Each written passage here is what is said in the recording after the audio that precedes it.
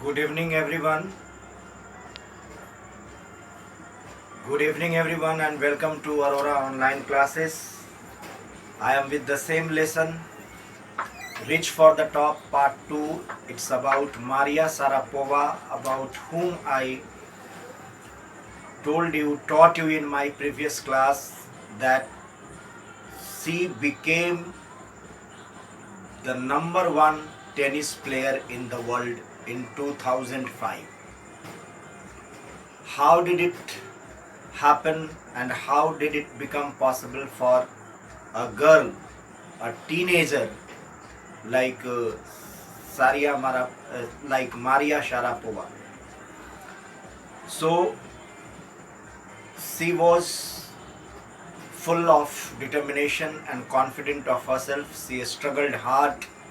She sacrificed a lot, and when she was hardly 10 years, she went to Florida in America for getting training in tennis to be an excellent tennis player. So let's go ahead. There is something disarming about Maria Sharapova, something at odds with her radiant smile and glamorous attire. Attire means dress, clothes. And that something in her lifted her on Monday, 22nd August 2005 to the world number one position in women's tennis. This was the happiest and the proudest moment for Maria Sharapova to become the world number one position in women's tennis. And all this happened in almost no time. Poised beyond her years, the Siberian-born teenager took just 4 years as a professional to reach the pinnacle. Pinnacle means height. She reached the height of glory, height of success in 2005. And she was a Siberian teenager. She was from Siberia. I taught you in my previous class. She is from Siberia, and Siberia is in Russia. So she was born in Siberia. However, the rapid ascent in a fiercely competitive world began 9 years before, with a level of sacrifice few children would be prepared to endure. Little Maria had not yet celebrated her 10th birthday when she was packed up to train in the United States. That trip to Florida with her father Yuri launched her on the path to success and stardom. But it also required a heart-wrenching 2-year separation from her mother Elena. The latter was compelled to stay back in Siberia because of visa restrictions. The 9-year-old girl had already learned an important lesson in life that tennis excellence would become at a price. Underline it. I used to be so lonely, Maria Sharapova recalls. I missed my mother terribly. Underline it. My father was working as much as he could to keep my tennis training going. So he couldn't see me either because I was so young. Young means small. I used to go to bed at 8 p.m. The other tennis pupils means students here, trainees, trainee, TRAINEE. Trainee means one who gets training, जो training लेता है. So she was also a trainee, would come in at 11 p.m. and wake me up and order me to tidy up the room and clean it. Instead of letting that depress me, I became more quietly determined and mentally tough. I learned how to take care of myself. I never thought of quitting because I knew what I wanted. When you come from nothing that you have nothing, then it makes you very hungry and determined. I would have put up with much more humiliation and insults than that to steadfastly pursue my dream. That toughness runs through Maria even today. It was the key to her bagging the women's singles crown at Wimbledon in 2004, underline it, and to her meteoric rise to the world number one spot the following year. While her journey from the frozen plains of Siberia to the summit of women's tennis has touched the hearts of tennis fans, For the youngster herself, there appears to be no room for sentiment. The straight looks and the answers she gives when asked about her ambition make it amply clear that she considers the sacrifices were worth it. I am very, very competitive. I work hard at what I do. It's my job. This is her mantra for success. Though Maria Sharapova speaks with a pronounced American accent, she proudly parades her Russian nationality. Clearing all doubts, she says, I am Russian. It is true that the US is a big part of my life, underline it. But I have Russian citizenship. My blood is totally Russian. I will play the Olympics for Russia if they want me. Like any number of teenage sensation, Maria Sharapova lists fashion, singing, dancing as her hobbies. She loves reading the novels of Arthur Conan Doyle. Her fondness for sophisticated evening gowns appears at odds with her love of pancakes with chocolate spread and fizzy orange drinks. Maria Sharapova cannot be pigeonholed or categorized. Her talent, unwavering desire to succeed, and readiness to sacrifice have lifted her to the top of the world. Few would grudge her the riches she is now reaping. This is what she has to say about her momentary gains from tennis. Of course, money is a motivation. Tennis is a business and a sport. This is her thought on tennis. But the most important thing is to become number one in the world. That's the dream that kept me going. Dear students, as I said earlier, that see this world, I would say that there is a cutthroat competition in this world. Everybody has to compete with one another in order to prove his mettle, in order to prove his worth, in order to prove what he or she is, in order to prove his talent, capability. And for this, it was not an easy task for Maria to be the number one tennis player in the world. It requires a lot of dedication, determination, hard work, sincerity, honesty. And right from the very beginning, she has ever been honest, she has ever been sincere. And when she was hardly, though she is from Siberia, and Siberia is a very cold region of Russia. It's very cold. Almost the plains, Russian plains remain frozen just because of cold, just because of severe cold there. Siberia. So Siberia is a part of Russia. So she is Russian. And when she was hardly 10 years, she had to go to Florida, which is in America. So why did she go to the US? She went to the US to get training in tennis along with her father, Yuri. And her mother couldn't go with her just because of some visa restrictions, just because of some visa problem. Her mother Elena couldn't get visa for the USA. That's why she couldn't go there. Now she was at the training center because she went there to get training in tennis. And what happened then? Actually, she used to be lonely. She felt lonely and homesick. So in the absence of her mother, she missed her mother a lot.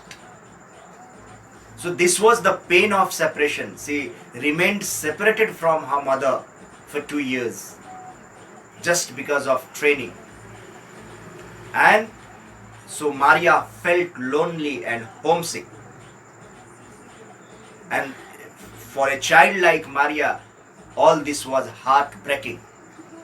It was really heartbreaking. But she had to do it.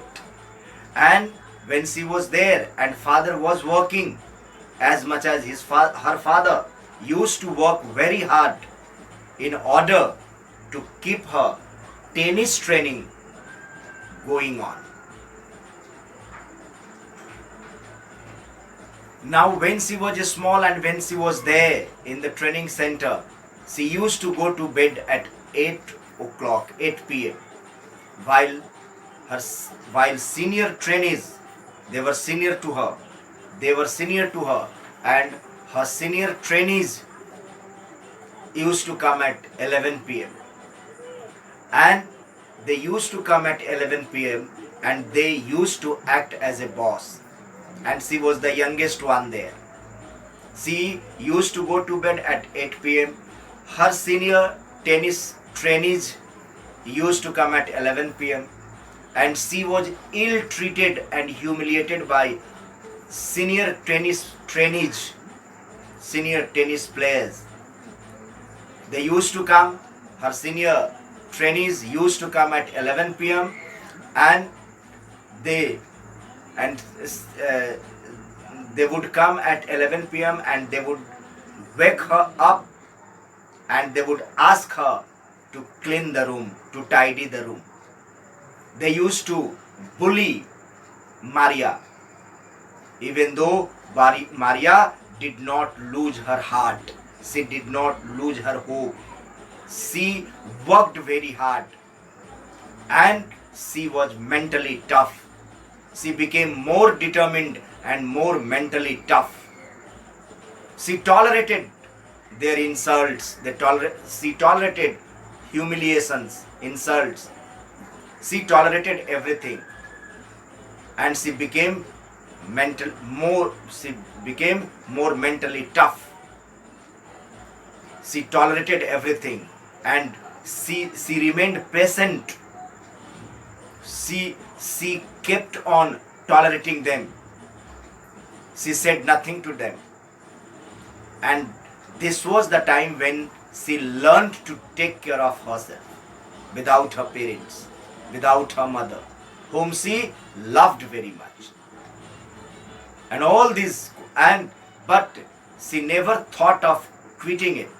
Her life was full of struggles. She was really struggling very hard, working very hard, was tolerating everything, all the insults. She was ill-treated. She was ill-treated means she was badly treated by her senior tennis trainees, her senior tennis players. She became more mentally tough, and due to this toughness and hard work, Maria bagged the ladies singles crown at Wimbledon in 2004. So she understood that if she has to be in the line of competition, if she has to face the competition. So what was her dream? Her dream was to be the #1 tennis player in the world. And in this cutthroat competition, in the world full of struggles, she had realized that without sacrifice, nothing is possible. And if you have to be an excellent tennis player, you have to sacrifice everything. So she sacrificed her she sacrificed her parental love. She remained away from her mother. She remained away from her father. She remained away from Siberia. She remained away from her home. She remained away from her society. She remained away from her friends. This is the sacrifice, and due to all these sacrifices and hard work, she became #1 tennis player. She says, I am very, very competitive. Really, she is very competitive. She did not give up. She is not a quitter. She had proved that she is not a quitter. She proved that she is a winner, and ultimately she won it. Getting the first position is not an easy task. Becoming the #1 tennis player in the world is not an easy task. It requires sacrifices, hard work. One has to face hardships and eventualities. And she did it. She remained in America for a long time. So she spoke with American accent. And she says she is proud to be a Russian. At the same time, she does not deny this fact that she has spent a lot of time in America. She has spent a major part of her life in America, a big part of her life in America. So she is dedicated, so she is loyal to America also. And she says that she has Russian citizenship. And she says that her blood is totally Russian because her parents are from Russia. And she says that she will play the Olympics for Russia if they want me. If Russia wants me to play, she is always ready to play for Russia. So this shows her sense of loyalty to her country, Russia. This shows her patriotism, Deshbhakti. So she is a great patriot too. Apart from this, let us talk about the teenage sensations. Maria Sharapova has also some hobbies: fashion, singing and dancing. They are her hobbies.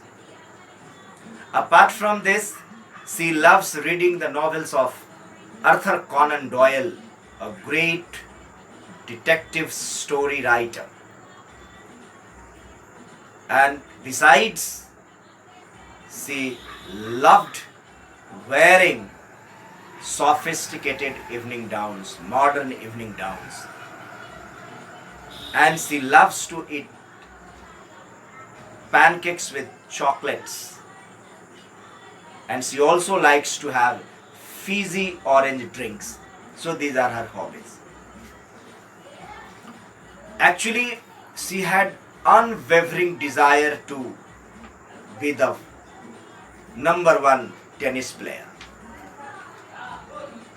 to be on the top of the world. She worked hard, and this is the outcome of her hard work that she is reaping now, she is getting now. And she says, what is her thought about tennis? What does she think about tennis? She says, money is a motivation. Money motivates us. Money forces us. We all work hard in order to get money because we know without money our survival is not possible. If we really want to live the life of comforts and luxuries, we need money. Money is needed at every step of life. So it's a motivation. If money is motivation, it means money forces us. In order to earn money, we have to work hard. So money forces us to work hard for survival, for living a comfortable life. And she says, tennis is a business and a sport. Tennis is a business because one earns money. And it is a sport, it's a game. It keeps you physically fit, mentally sound. But the most important thing, she says in an interview, that the most important thing is to become number one in the world. So to become number one in the world was her dream, and she fulfilled her dream of becoming number one tennis player in the world, and she did it. And this was the dream. That's the dream that kept her going. So if you have a dream, and it's a very good thing that you have a dream, but dream is nothing if you do not work hard to fulfill it. We have unlimited desires and dreams, but if you really work hard with dedication and devotion, if you struggle hard, if you strive hard, and if you are ready to sacrifice everything in order to fulfill your dream, then nobody can stop you from getting the desired goal. For nobody can prevent you from achieving the desired goal. You can achieve what you desire. and you can turn impossible into possible. And this is exactly what Maria Sharapova did. So the story, the success story of Maria Sharapova is motivational, it is inspiring, it inspires us to do hard work, to make continuous efforts, to be sincere and serious towards your work. And if you have all the qualities, and if you cultivate all the qualities what Maria has, nobody can or nothing can prevent you from getting the top position in the world. And this is exactly what Maria did it. So thank you very much, dear. I have completed this lesson, and I'll teach you the next lesson in my next class. Till then, be happy, stay blessed. Thank you very much. That's all for today.